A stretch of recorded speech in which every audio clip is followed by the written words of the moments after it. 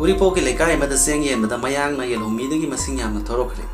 कोविड-19 लक्ष्यननब चथरिब lockdown अमसुंग curfew न मरम ओइरगा मियामदा चाना थकनब पोलमसिंग फंगनबगी सरुक अमा ओइना सोशल वर्कर अमना उरीपोक पंचायत मनिंग अमसुंग लाइखुरे मि लेकायदा सेंग येनबदा येलहुमी मसिंगदगी माइग्रेंट वर्कर मयांगना हेना थोरकपदा मयाम अंगक पोंगनाखरे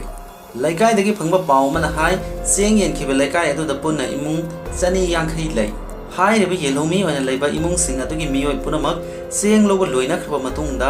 लेकाय अदुगी सांदोक्तुना लैबा युम सिंगदा लैबा मयांग सिंगदुसु मिनुंग सिगी मखादा सिंजाक फंगनबा कौथोलुबदा पुन्ना मियोय सहुम याखैरोम थोरक्तुना सेंग लौखी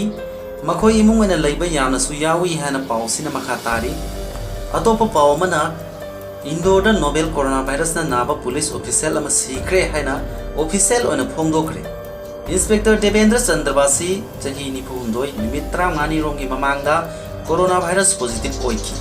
महाक SAIMS हॉस्पिटल लायेंखी अमसुंग हार्ट अटैक अमदगी ngasi सीखी पुलिस ऑफिशियल अदु ngasi अयुक पुंग 3 रोम ताबदा सीखिबनी हाइना इंदोर की deputy inspector general of police हाइस एन चारी मिश्राना हाइकी हौजिक फावबदा कोविड-19 के अनाबग समनखिबगी थौदोक लेतबा नत्रगा लाइसेंस अदुगी हरुफम खंगदबना पुलिस डिपार्टमेंट की लिखुनसिंगना जुनी इंदोर पोस्टिंग ताखिबा ऑफिशियल अदु हौखिबा थादा इंदोर की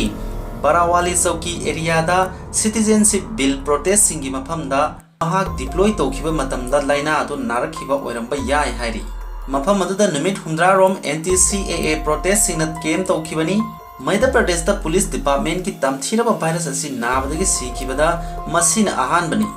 अमरोमदा पंजाब की Ludhiana novel coronavirus positive ओइखिबा सीनियर पुलिस ऑफिसर अमा मल्टीपल ऑर्गन फेलर अमदगी ngarang thangje namita हॉस्पिटल अमदा सीखरे assistant commissioner of police Anil Kumar Kohli सही यांखनी तोय प्लाज्मा सर्जरी अमा तौनबा मतम लेपतुना लेरबनी अदुबु मदु तौद्रिंगे की ममांगदा महाग लेखिद्रे महाराष्ट्र ऑफिसर निपान यावना यामद्रबदा police personnel 38 coronavirus positive ओइखरे हैना पावगी लिखुन नमन सोहाइरी अरोबदा पाउदम की वीडियो यंगिरु पुनमक्तु थागतचरी।